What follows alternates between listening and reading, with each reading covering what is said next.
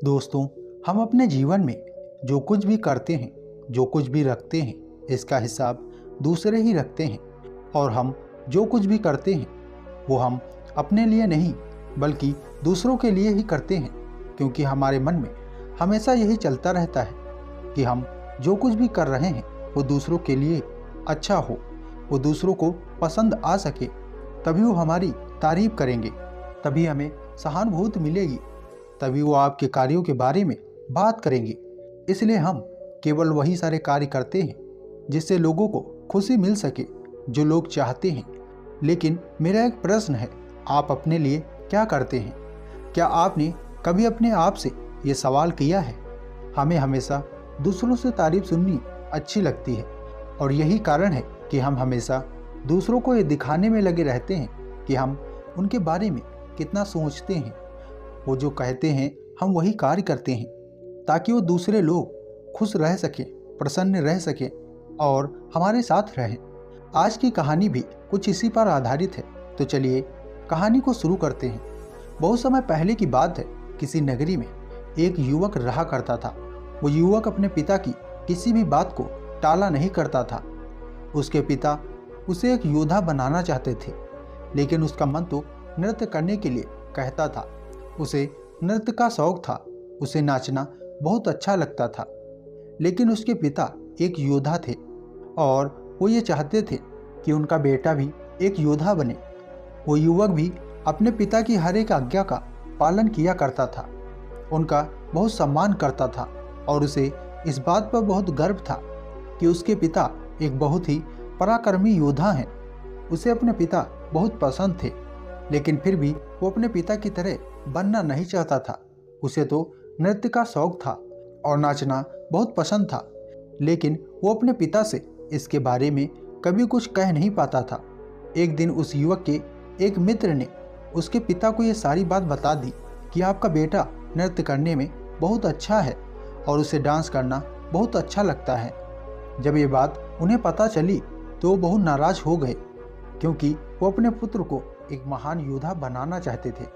उन्हें पता नहीं था कि उनका बेटा एक नाचने वाला बनना चाहता है, जिसके कारण उनके मन को एक गहरी ठेस पहुंची और उन्होंने इस कारण अपने पुत्र से बोलना तक छोड़ दिया।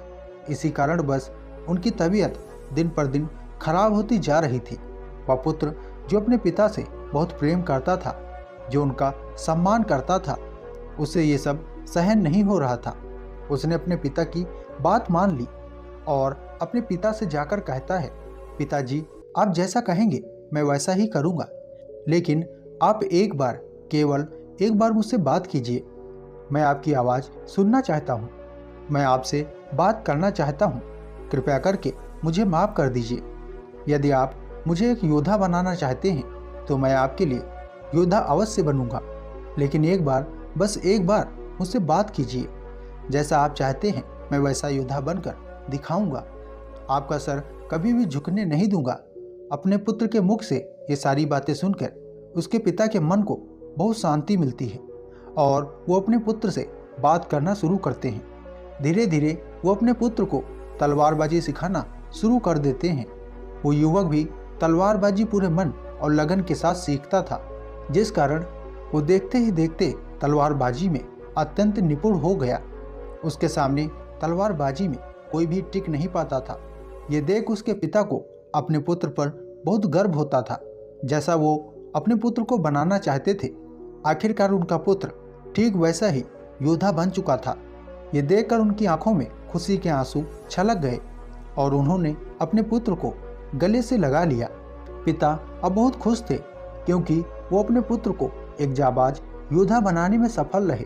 लेकिन दूसरी तरफ उस युवक के मन में किसी कोने में वो अपने आप को अधूरा सा महसूस कर रहा था, क्योंकि उसे अभी भी नृत्य करना बहुत अच्छा लगता था, परंतु अपने पिता की इच्छाओं के अनुसार वो एक योद्धा बन चुका था। धीरे धीरे समय बीतता गया। समय के साथ साथ वह युवक अब नौजवान हो चुका था। उसके सभी मित्रों में से कुछ व्यापार कर रहे थे, तो कोई राजा के पास अधिकारी बन चुका था, किसी के पास बेशुमार धन दौलत थी, तो कोई अपना मन चाहा काम कर रहा था और अपने सभी मित्रों में वही सबसे गरीब था। सभी लोग उसके मित्रों की प्रशंसा करते। देखो तुम्हारा मित्र एक व्यापारी बन चुका है, देखो तुम्हारा मित्र एक अधिकारी बन चुका है, यह वो बन गया, वो ये बन गया। जब भी वो लोगों से मिलने कहीं पर जाता तब लोग हमेशा उसके मित्रों की तुलना उससे करते और कहते कि तुम क्या कर रहे हो, कुछ कमाते भी हो या नहीं, या केवल निठल्ले जैसे घूमते फिरते हो। देखकर तो ऐसा लगता है कि तुम अभी भी अपने पिता पर बोझ बनकर बैठे हो, इतने नौजवान हो चुके हो, कोई काम धंधा क्यों नहीं कर लेते। उसके मित्र भी जब उससे मिलते तो वो अपने बारे में बढ़ चढ़कर बात किया करते। ये सब सुनकर उसके मन में बहुत गहरा आघात पहुंचा। वह सबके सामने शर्मिंदा हो जाता, जिस कारण वो लोगों से छुपने का प्रयास करता और इसी कारण बस सभी लोगों से मिलना जुलना बंद कर दिया था। वो कभी भी किसी ऐसी जगह पर नहीं जाता था जहाँ पर सभी लोग इकट्ठा होने वाले होते थे। धीरे धीरे ऐसे ही काफ़ी दिन बीत गए, लेकिन उसके मन में अभी वो सारी बातें यूं ही चल रही थी। एक दिन उसने काफ़ी हिम्मत जुटाकर अपने पिता से कहा, पिताजी, मैं आपकी तरह एक योद्धा नहीं बनना चाहता, मैं धन कमाना चाहता हूँ, मैं व्यापार करना चाहता हूँ। जाइए और देखिए मेरे मित्र आज कहाँ से कहाँ पहुँच गए हैं। कोई व्यापारी है तो किसी के पास बेशुमार धन दौलत है, कोई राजा के पास अधिकारी बन चुका है तो कोई अपनी इच्छा अनुसार कार्य कर रहा है। क्या मुझे मेरा जीवन जीने का कोई हक नहीं है?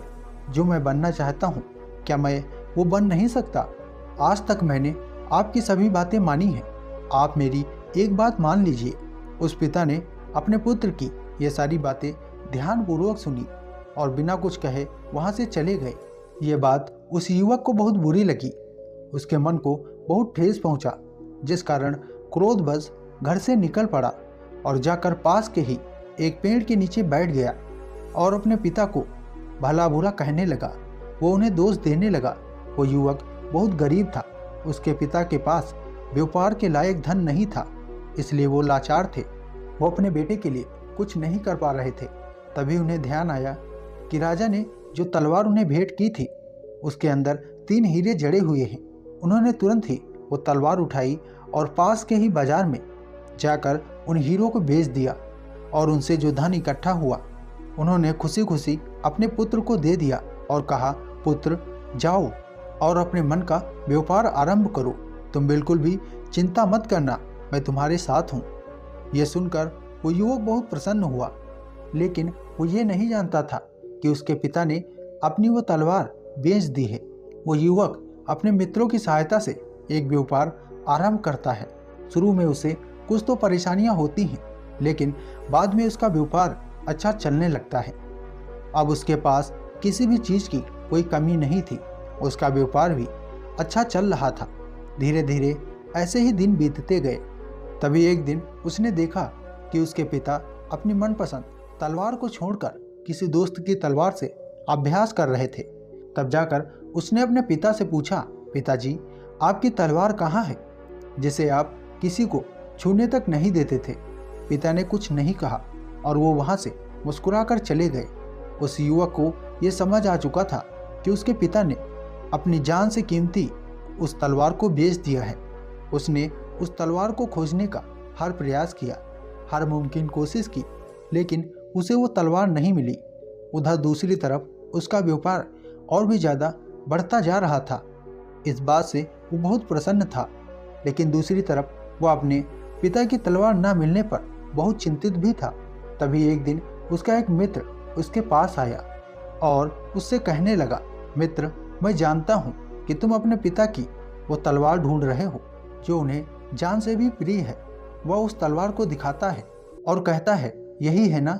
वह तलवार देखकर वो युवक बहुत खुश हो जाता है और अपने मित्र का धन्यवाद करता है।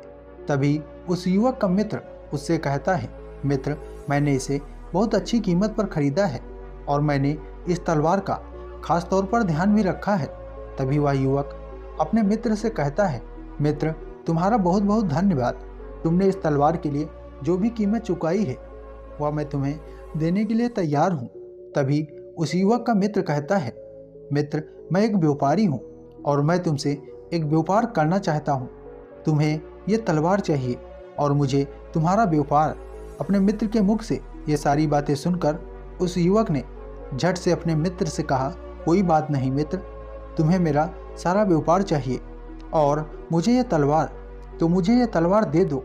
मैं तुम्हें अपना सारा व्यापार तुम्हारे नाम करने के लिए तैयार हूँ।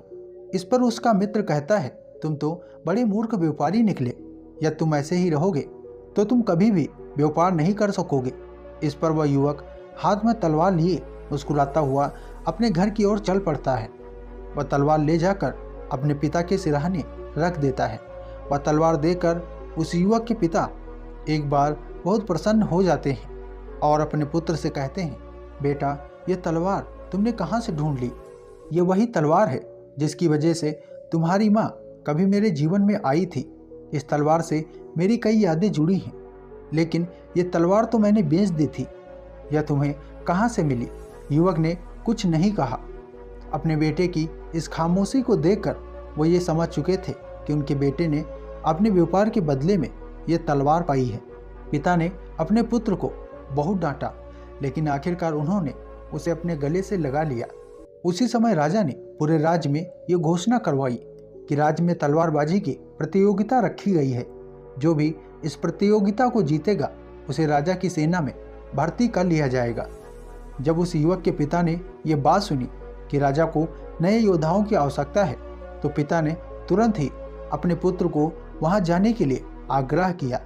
उस युवक ने अपने पिता की बात मान ली और वह प्रतियोगिता के लिए राजमहल में चला गया, जहां पर सभी योद्धाओं को आपस में लड़ाया जा रहा था और जीतने वाले योद्धा को आगे भेज दिया जा रहा था।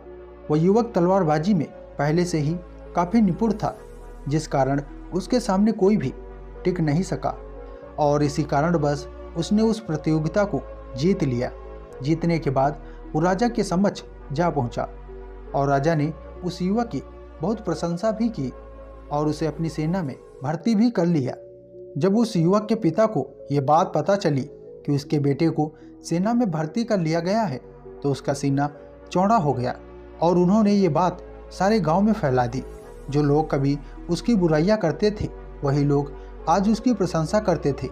वही सभी लोग आज उससे मिलने आए थे और वो युवक भी सभी जगहों पर जाने लगा जहां पर भीड़ इकट्ठा हुआ करती थी, ताकि जब भी उससे कोई पूछे तो वह भी बता सके कि वो क्या करता है। लेकिन जल्द ही राजा ने दूसरे राज्य पर आक्रमण का ऐलान कर दिया और इस युद्ध में उस युवक को भी जाना पड़ा। युद्ध के बाद ही घमासान था। चारों तरफ अफरा तफरी मची हुई थी, चारों तरफ लाशें बिछी हुई थी। उस युद्ध में पहली बार वह इंसान किसी दूसरे इंसान की मृत्यु का कारण बना था। तभी उसके मन में ये विचार उत्पन्न होने लगे कि मैंने उसे मार दिया। उसने मेरे देश पर आक्रमण नहीं किया था, वह तो अपने देश के लिए लड़ रहा था, अपने देश को बचा रहा था। वह तो एक निर्दोष था, मैं तो उसे जानता तक नहीं, मेरी तो उससे कोई दुश्मनी भी नहीं थी, लेकिन मेरे कारण उसे मृत्यु को प्राप्त होना पड़ा, जिस कारण युद्ध में ही उस युवक ने अपनी तलवार नीचे गिरा दी। राजा को जब ये बात पता चली तो राजा ने उसे कायर घोषित कर दिया और राजा उसे कहने लगा कि तुम योद्धा बनने लायक नहीं हो। भले ही तुम सर्वश्रेष्ठ तलवारबाज हो, लेकिन तुम्हारे अंदर योद्धा बनने के कोई गुण नहीं है। तुम अपने पिता की तरह बिल्कुल नहीं हो। राजा उसके पिता को अच्छी तरह से जानते थे। वह एक बार सूरवीर योद्धा थे, जिस कारण राजा ने उस युवक को क्षमा कर दिया और उसे सेना से बाहर कर दिया। जब यह बात उसके पिता को पता चली कि राजा ने उसके पुत्र को सेना से बाहर निकाल दिया है, उसे डरपोक घोषित कर दिया है, तब उनके मन को बहुत गहरा आघात पहुंचा। गांव वालों में भी ये बात फैल गई। सभी उसे नकारा कहने लगे, सभी कहने लगे कि वह किसी काम का नहीं। सभी लोग उसकी बुराइयां करने लगे और ये बात उसके पिता से सहन नहीं हुई।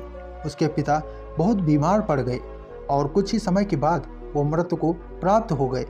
पिता की मृत्यु को देखकर उस व्यक्ति को बहुत गहरा आघात पहुंचा। उसने उस गांव को छोड़ दिया और किसी और नगर की ओर चल पड़ा। काफ़ी दिन वह उन्हीं जंगलों में भटकता रहा।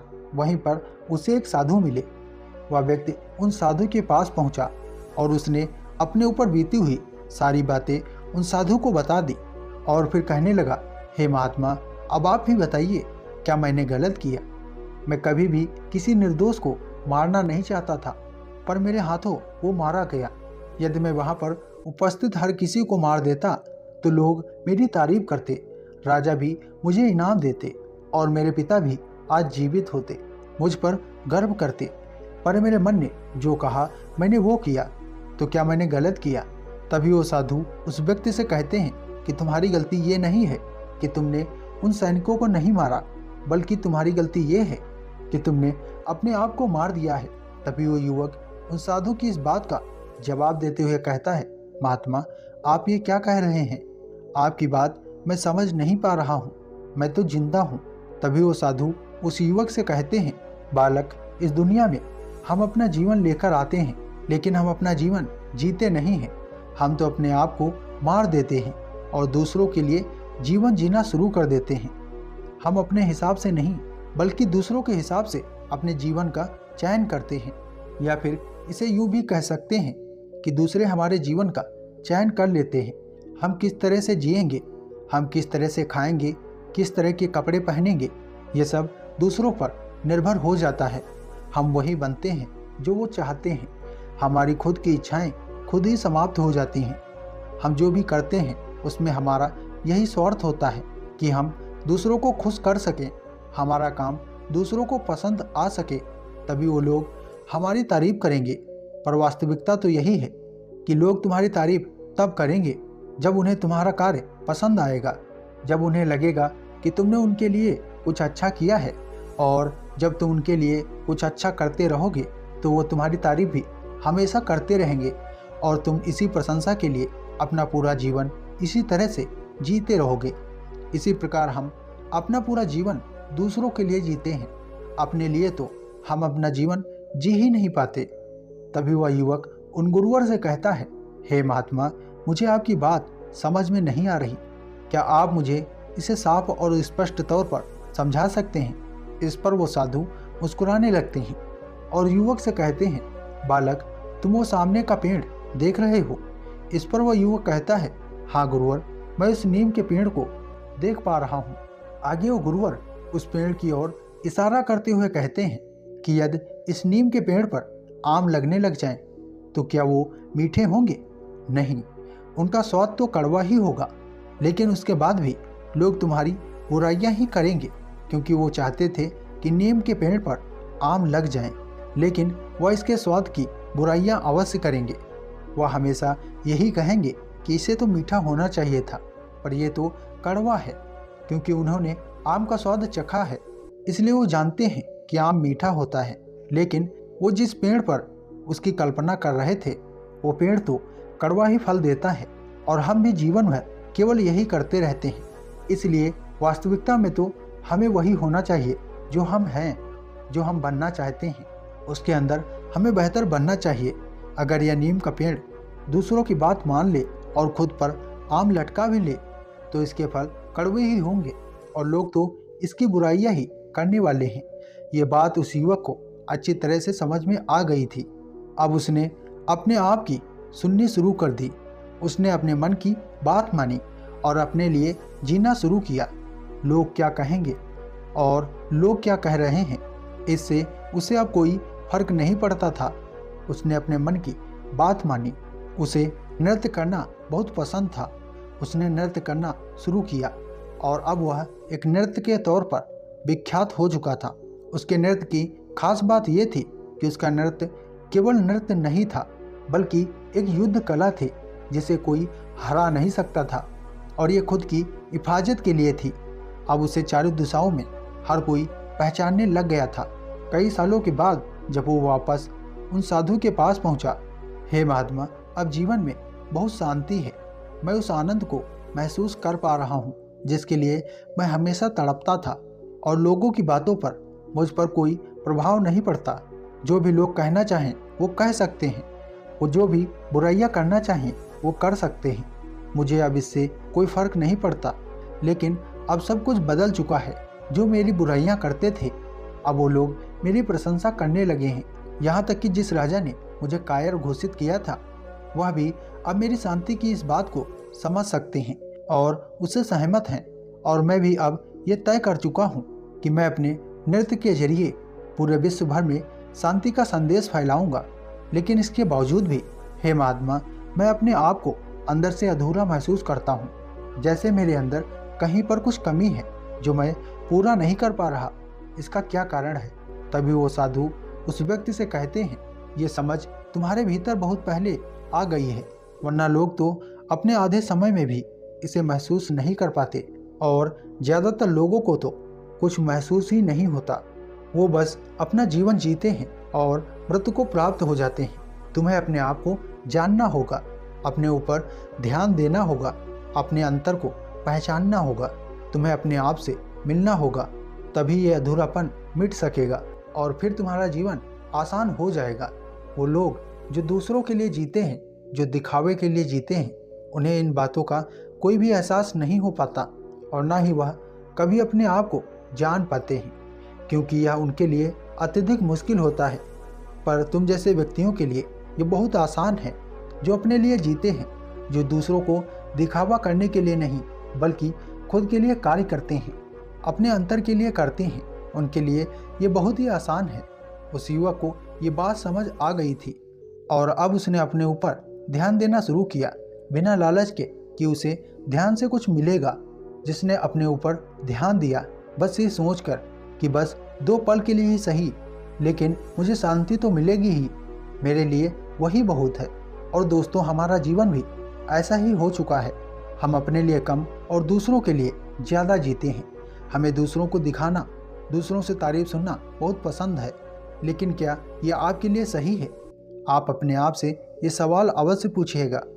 दोस्तों, उम्मीद है कि आपको आज की ये वीडियो ज़रूर पसंद आई होगी, तो वीडियो को लाइक और अपने दोस्तों के साथ शेयर करना न भूलें। हमें ऐसे ही सपोर्ट करने के लिए चैनल को सब्सक्राइब और घंटी बटन को दबाना न भूलें। धन्यवाद।